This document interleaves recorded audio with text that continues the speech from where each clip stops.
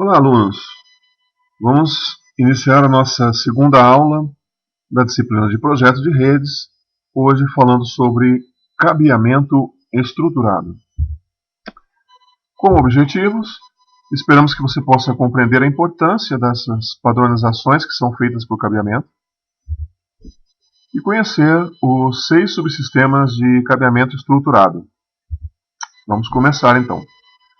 Muito bem. Para que nós possamos entender um pouquinho aí do que seria o cabeamento estruturado, nós temos que imaginar como eram as redes antes da padronização. Não é incomum ainda a gente encontrar redes não como essa da figura, né? Talvez vocês não tenham se deparado com uma coisa tão horrível assim, mas muitas empresas costumavam fazer os seus projetos de rede sem previsão de expansão futura, de forma que cada vez que era necessário acrescentar mais pontos de rede ou acrescentar mais máquinas, quando mais equipamentos eram adquiridos pela empresa, então novos remendos, novas conectorizações eram feitas na rede, sem nenhum controle, sem nenhuma identificação, de forma que o projetista da rede ou a pessoa que fosse tomar conta dessa rede, o administrador da rede futura, às vezes acabava se perdendo, né, diante de tantos fios sem identificação, não sabia para onde iam aqueles cabos. Bom, então essa é uma situação característica das redes que não são padronizadas. Com o advento aí, então do cabeamento estruturado, nós conseguimos resolver algumas dessas questões. A primeira delas foi a padronização. Então, ao invés de eu ter aquele monte de cabos, aquela parafernália toda atrapalhando aí a minha rede, mais atrapalhando do que ajudando, então passou-se a trabalhar com sistemas que eram padronizados. Quem faz essas padronizações são órgãos internacionais, foram os primeiros, né? O primeiro deles foi a ANSI, a ANSI, e desde 2001 nós temos a ABNT, que assumiu também algumas regras, algumas normas para cabeamento estruturado.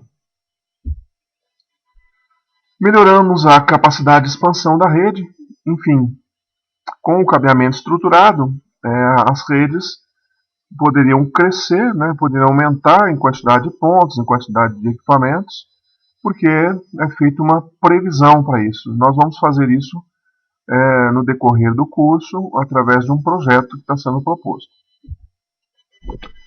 Organização e identificação também é uma característica marcante das redes de cabeamento estruturado. Todos os cabos, todos os racks, os equipamentos de conexão, todos eles são numerados. E são numerados de uma forma também padronizada, né? Tem um ponto de rede, lá, uma tomada de rede, um ponto, e escreve-se alguma nomenclatura específica para que esse ponto possa ser identificado. Essa nomenclatura ela também é colocada dentro de uma tabela de pontos, para que futuramente, se uma outra pessoa vier trabalhar no local lá da rede, ele também possa dar sequência no seu trabalho, sem ficar dependendo dos projetistas ou de quem fez a rede, de quem implementou a rede naquele local. Funcionalidade. É necessário que a rede funcione, né? O primeiro requisito básico de uma rede é que ela funcione, que ela atenda às necessidades do cliente com a sua funcionalidade. Eu não posso ter uma rede que, quando eu aumento a quantidade de pontos, ou quando eu faço novas conectorizações, quando eu faço uma expansão da rede, essa rede deixe de funcionar. E com o cabeamento estruturado, há uma previsão ou uma preparação para que a rede fique funcional. Suporte aos avanços tecnológicos. O cabeamento da rede é a parte mais barata de todo o projeto, né? Os ativos talvez sejam a parte mais onerosa da rede, né? Os switches, os hubs, enfim, os roteadores, os equipamentos que vão dar vida para a rede, essa é a parte mais onerosa. Por outro lado, o cabeamento da rede ele tem que suportar avanços. ninguém vai ficar quebrando parede para instalar novos cabos à medida que novas tecnologias vão surgindo. Então o cabo ele tem que suportar isso. Alguns fabricantes de cabeamento dão garantias de funcionamento de até 25 anos ou mais. Então, suporte às novas aplicações da rede. No caso de cabeamento estruturado, o que é muito interessante a gente pensar é que quando você faz um projeto de uma rede, né, um cliente contrata o projetista para fazer o projeto lá para ele está pensando no momento presente, né, o que ele pretende montar, o que aquela empresa pretende atuar, em qual ramo de mercado, o que ela vai fazer, né, quais são as necessidades imediatas. O cabeamento estruturado ele não pensa dessa forma. Primeiramente, ele vai atender sim as necessidades que aquele cliente pretende resolver lá para aquela rede. Mas nós temos que pensar no futuro. Passam-se 2, 3, 4 anos, às vezes aquele cliente deixa o imóvel, deixa aquele local onde ele fez o projeto e uma outra pessoa vai montar um outro tipo de negócio naquele local. Pensando nisso, o cabeamento estruturado ele propõe uma certa preocupação com o sentido de que esses ambientes eles são mutáveis, né? Eles podem mudar de função de acordo com os novos usuários que possam fazer o uso da rede. Então essa é uma outra proposta do cabeamento estruturado, atender ao suporte às novas aplicações que porventura apareçam na rede. Muito bem. E o que seria então um ponto estruturado? Nós já vimos que tem um projeto de rede totalmente organizado, que possa ser expandido, que atenda às novas necessidades. Mas o que é um ponto da rede e nós dizemos um ponto estruturado na rede? Olha só, um ponto estruturado na rede ele é considerado quando esse ponto ele pode atender a sinais de voz, né, no caso telefonia, e também de dados, né, e são os computadores podem ser interligados. Existem duas formas de se fazer isso. Nós estamos vendo a primeira forma aí. Então imagine aqui, né, no desenho, observe aqui no desenho, nós temos aqui um outlet. Outlet é uma tomada, aquela tomada que fica na parede, onde foi conectorizado um RJ45 fêmea, aqui em cima e aqui embaixo também nos dados. Então são dois RJ45. Um deles está ligado aqui no equipamento chamado de patch panel. Nós vamos trabalhar com esse equipamento mais para frente. E do patch panel ligado aqui no switch. Então esse aqui é um ponto de dados. Né? Enfim, o switch ele serve para ligar computadores. Então nós temos aqui um ponto de dados. O outro ponto ligado também a um patch panel. E esse patch panel ligado num PBX. Então esse ponto aqui eu posso ligar um telefone, é um ponto de voz. Muito bem. Uma outra forma é eu ter um ponto único. Né? Um único ponto aqui que serve para dados e voz.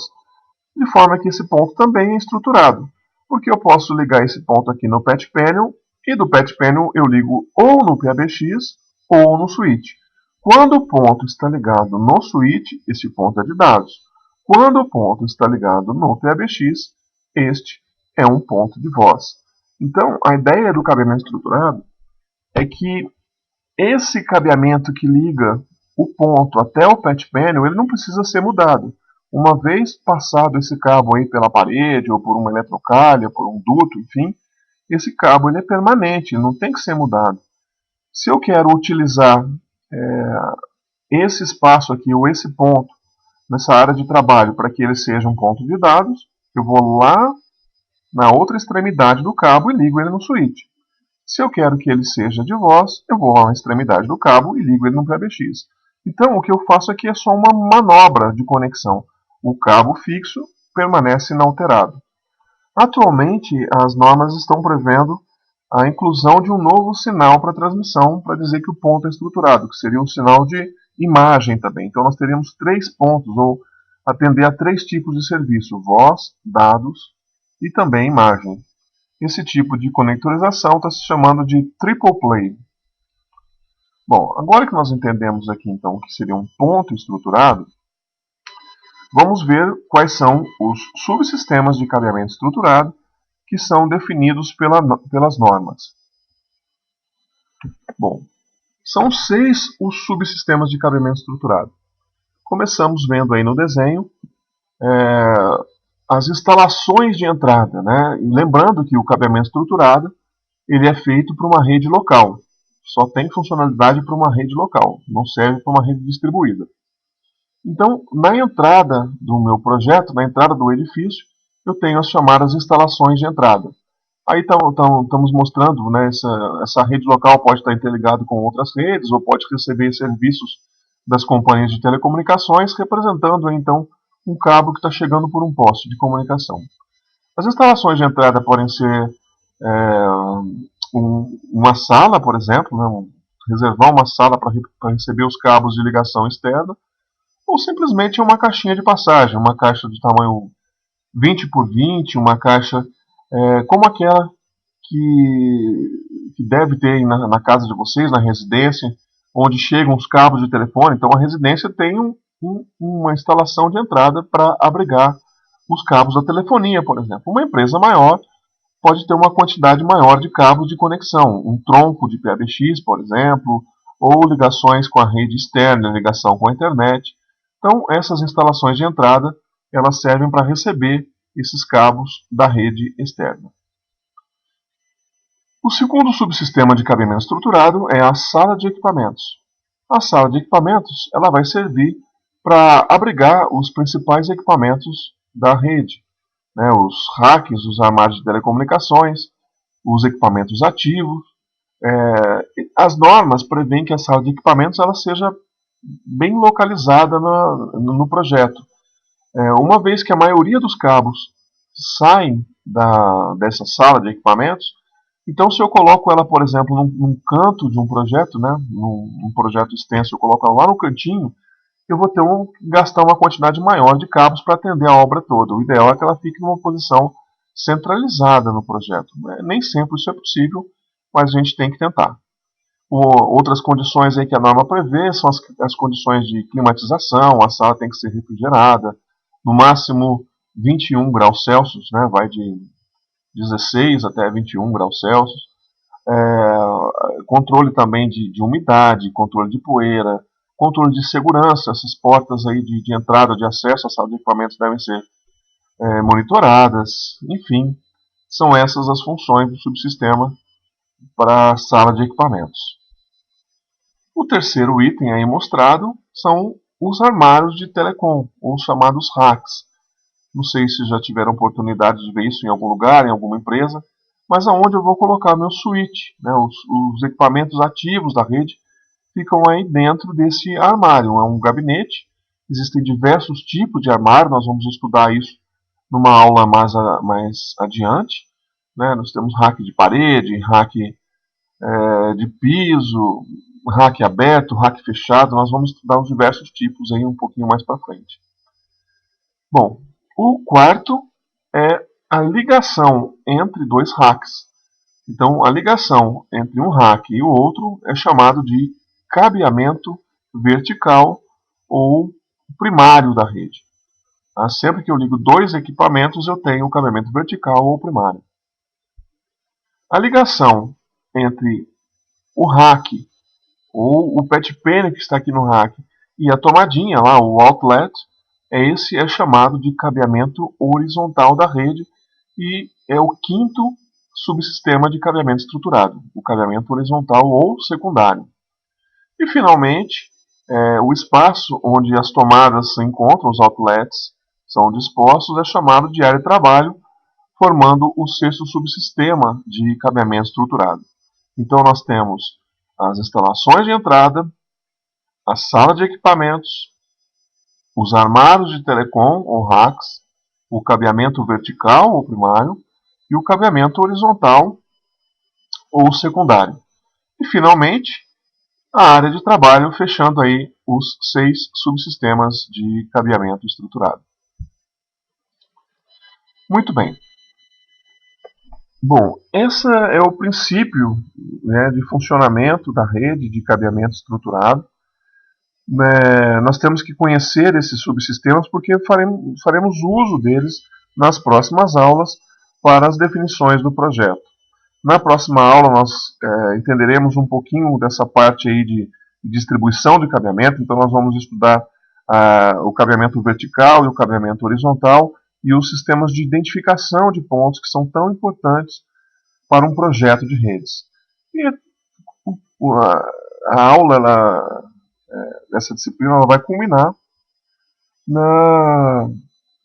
na instalação ou no projeto de uma rede lógica que eu devo estar propondo lá pela 6ª ou 7ª semana para que a gente já vá trabalhando nesse projeto.